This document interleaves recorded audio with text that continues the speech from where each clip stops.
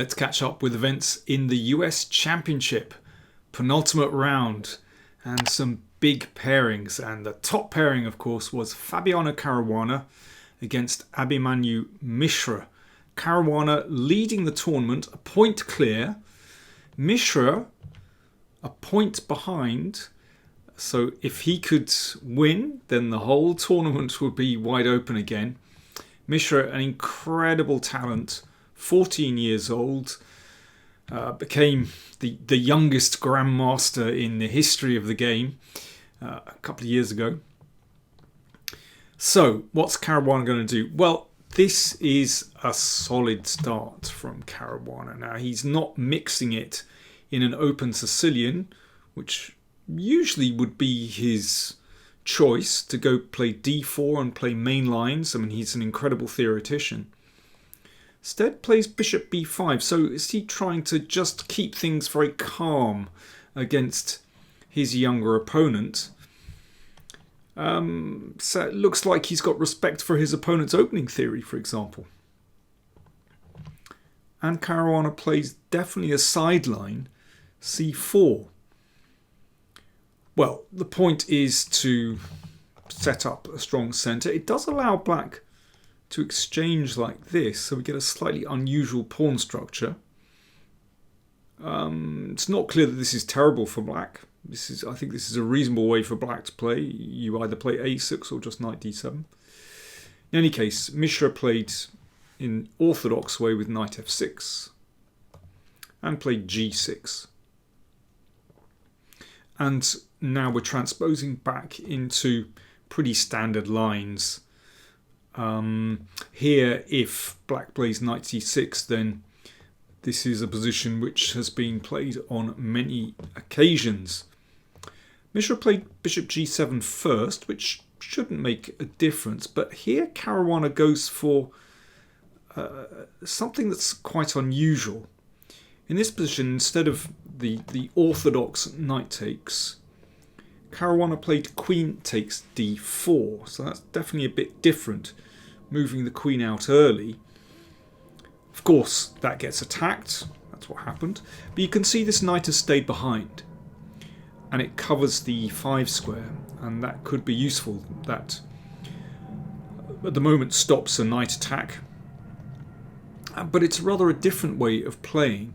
You know, you're not relying on the f-pawn in this kind of variation.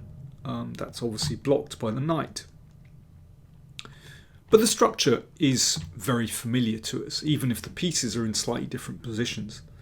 This Marozzi bind. Notice that the pawn is on e7 and not e6. I mean, that has to be so in this position with the fianchetto, because that pawn wouldn't be protected if the pawn were on e6. So with the fianchetto, that means that the d5 square is available to white. And sometimes a knight landing on that square is a bit uncomfortable for black.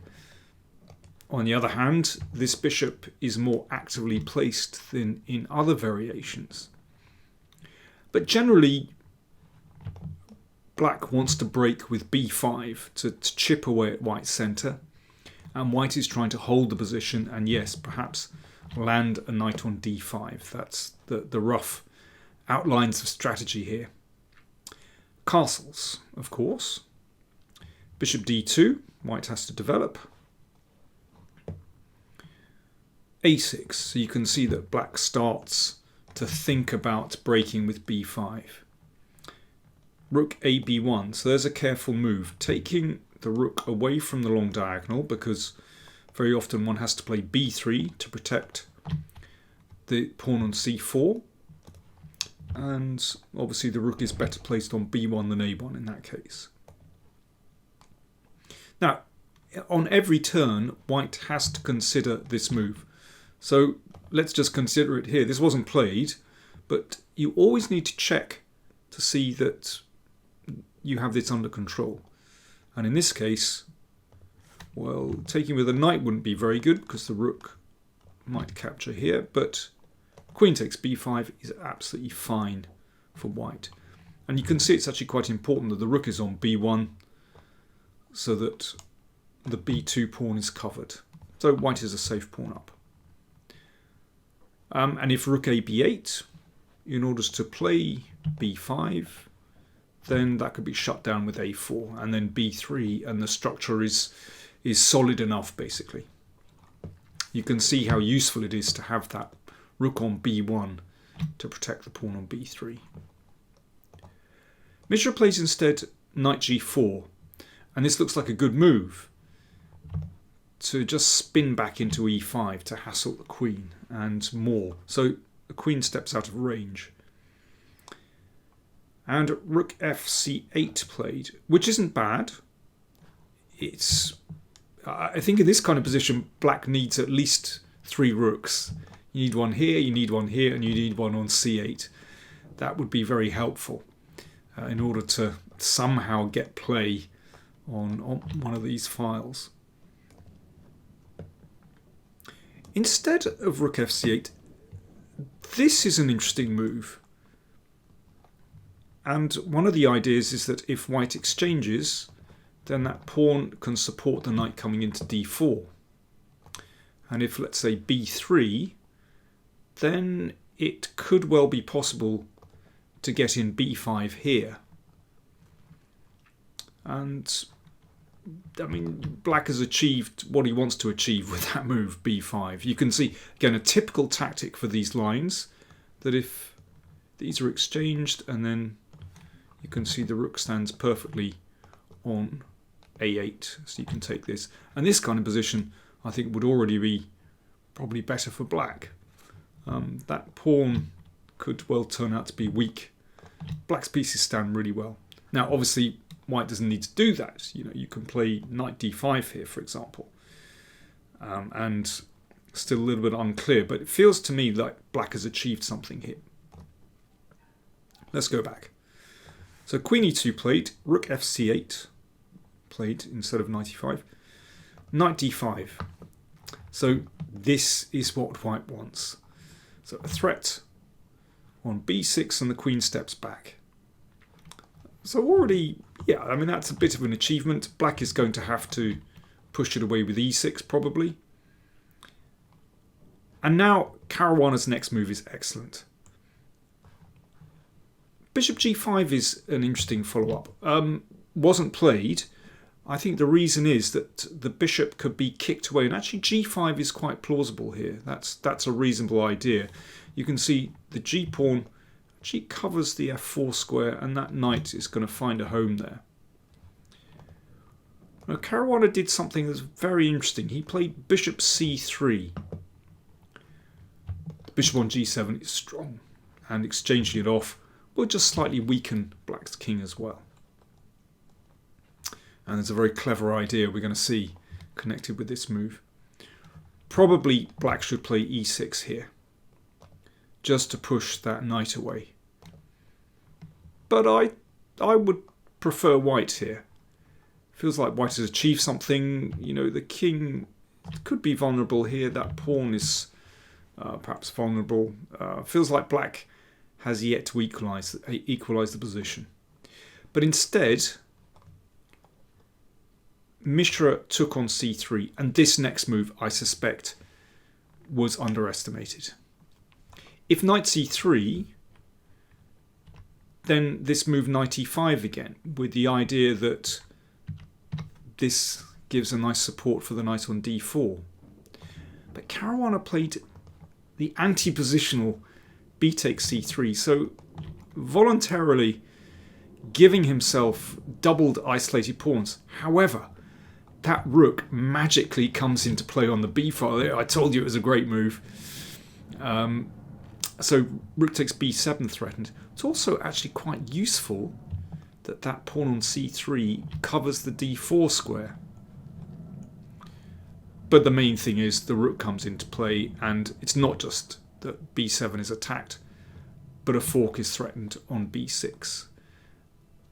So rook a b8, and now another excellent move from Caruana. This is really powerful, great move. c5.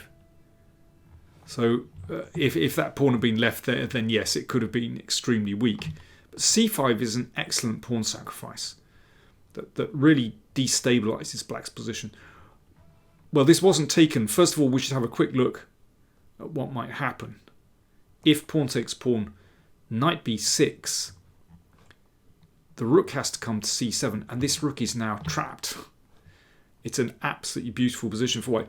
And magically, white's initiative just rolls on here. You know, every move feels like a threat. You know, this pawn stops the knight coming back. Can perhaps push on here. After this, e6. So that's disturbing for black. Queen e3 hits the knight, hits this pawn. And look at that rook.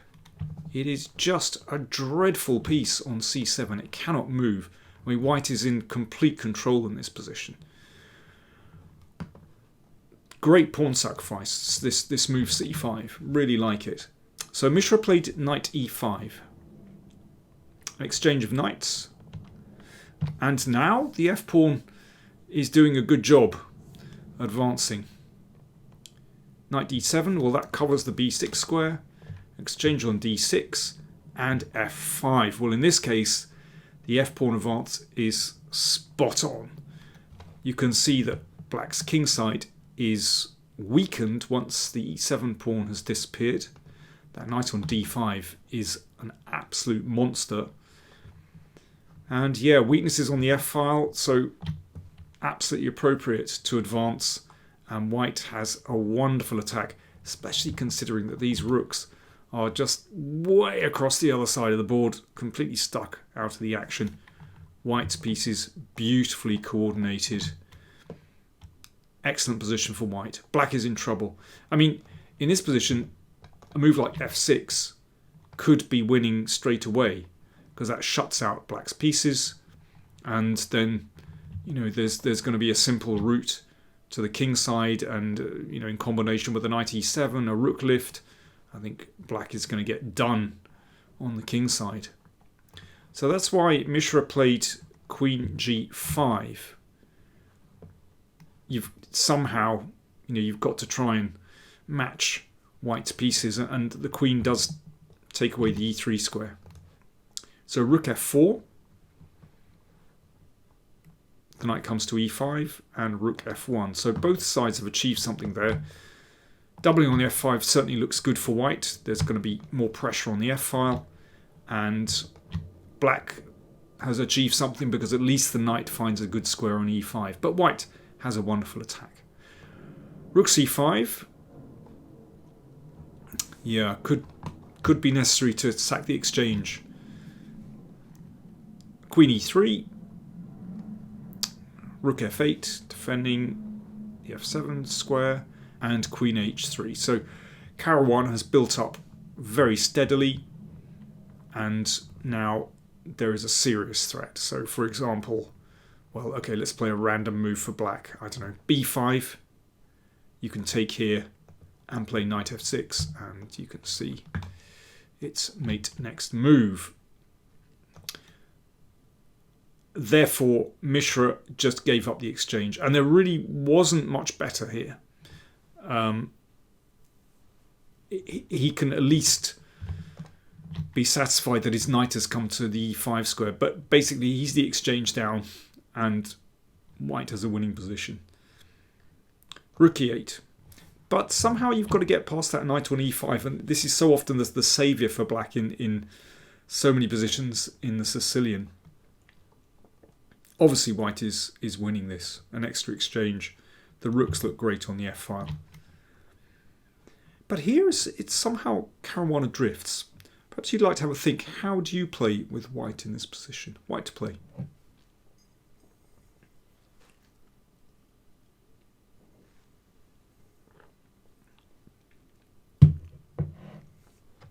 Seems to me that white's rooks are in their perfect position. Active on the f-file. White's queen also stands very well here on a nice diagonal, and perhaps one could centralise the queen, but it's certainly keeping black on his toes here. So how do we sort of break through into black's position? That feels like the right move.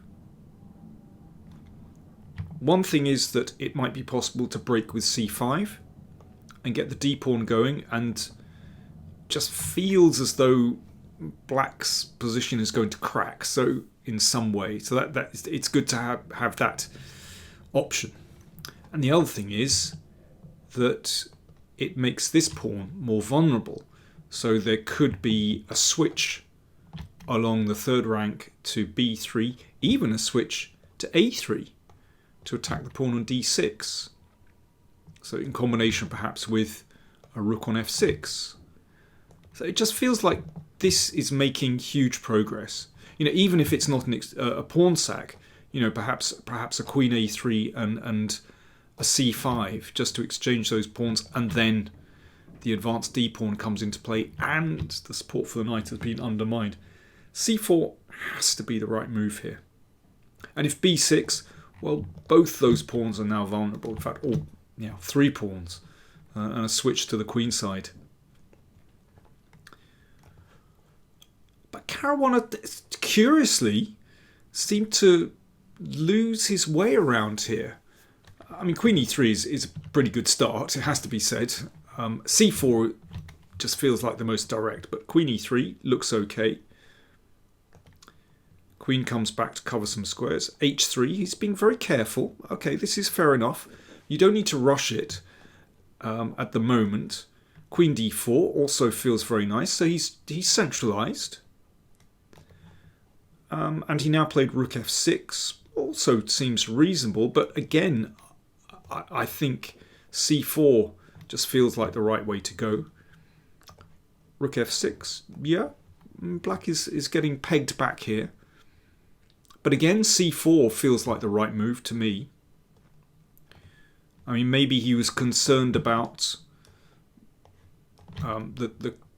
this position, queen against rook and knight, but with black potentially getting some kind of blockade, but seems thin to me. Queen f4 played to protect. But with the rook on c7 now, it's a little bit trickier. c4 is covered. But h4, why not go for it? That would soften up black's king. If you can put the pawn on h6, that'll create a mating net. And the queen could well come to g5. This has to be the way to go. But queen b4 from Caruana, it feels like Caruana was trying to break black's position without breaking some eggs. Sometimes, you've just got to crack something open with a pawn break. This or this. Knight c4. And now it's tricky. It's interesting. After the game, Caruana said, I think I have some sort of disease because whenever I play with my queen, I usually put it in a place where it's completely trapped. I did this against Sam. Yeah, if you remember, we looked at that game. Really interesting game. I've done this many times in the past. I self-trap my queen. I did it again today. Queen b4, and then suddenly I realised knight c4, and my queen can't move. It can't go to b1, yeah, because of knight d2. I complicated my life so much. Any move besides queen b4 and I win the game. Anything. This game should be over. Well, is it true that any other move apart from queen b4? I don't know about that, but certainly h4 feels like it's the way to go. But yeah, queen b4, and now it's tricky. That queen, as Fabiano said, is sort of trapped. It's rather stymied. Okay, so rook f2, and now he obviously got rather phased by this, and started retreating. I mean, even here, a4, or maybe rook e6. If he's worried about this sacrifice, rook e6 first. I mean, the rook is in a splendid position on e6, and then perhaps we play a4. But falling back, well, he obviously was just phased here because suddenly the queen is active and black has a pawn. for the exchange, and this is tricky. This is the game continuation. So how do you break black's position now? The knight on e5 looks good. Black's pieces, well, all black's pieces look good now actually. Really tricky. a4. This is the fight back. Starts here. So he's going to play a5. And at least he's fixing that pawn on b7. Queen e3, queen b2. So it's like he's got to reset here. Sort of coordinate his pieces again. g5. Kind of, I can understand why Mishra played this. To, advance, maybe get some initiative on the king side. I mean, as Caruana was drifting, this feels like it's the right way to go. But actually, this is said with a lot of hindsight, I wonder if it's better to leave that pawn on g6 and just pass here. Maybe a king move. I don't know, king h7. It's hard to say.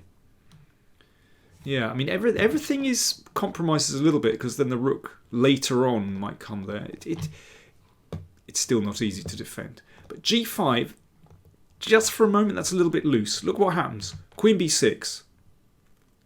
You have to calculate this one out. Black has to exchange queens. Too much threatened. But look what happens.